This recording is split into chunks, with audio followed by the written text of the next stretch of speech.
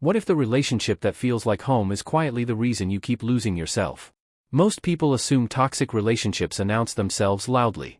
Research suggests otherwise.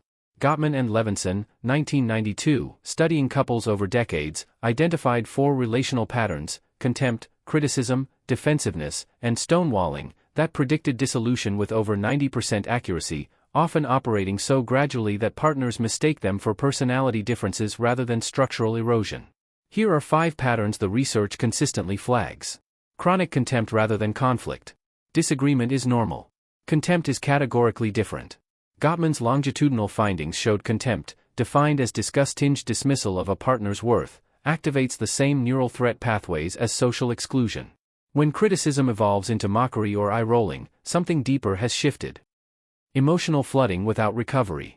Physiologically, flooding refers to heart rate elevation above 100 bpm during conflict, at which point rational processing deteriorates sharply.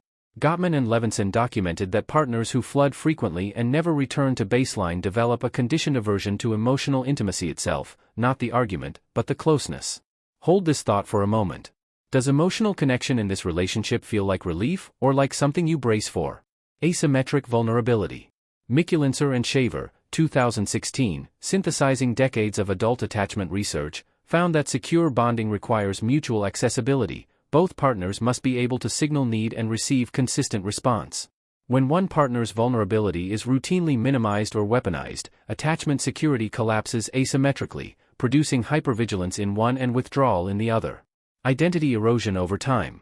A 2022 study in the Journal of Personality and Social Psychology found that people in high-conflict or invalidating relationships reported measurable self-concept clarity decline over 18 months, not identity confusion from within, but from relational pressure that steadily narrows who a person believes they're allowed to be. Repair attempts that go unrecognized.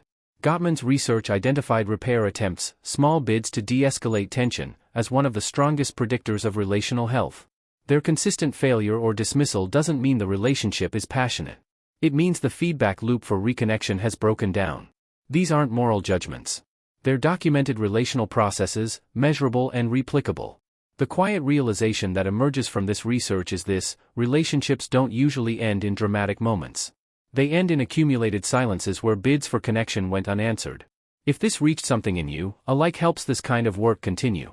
Subscribe for more research-grounded depth, and share quietly with someone who might need the perspective. Notifications on for future insights. This content explores psychological patterns for educational reflection only.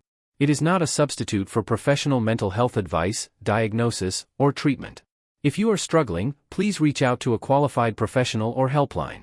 Insights are drawn from peer-reviewed research including Gottman and Levenson, 1992, Mikulincer Shaver, 2016, and findings published in the Journal of Personality and Social Psychology. Full references available in the description.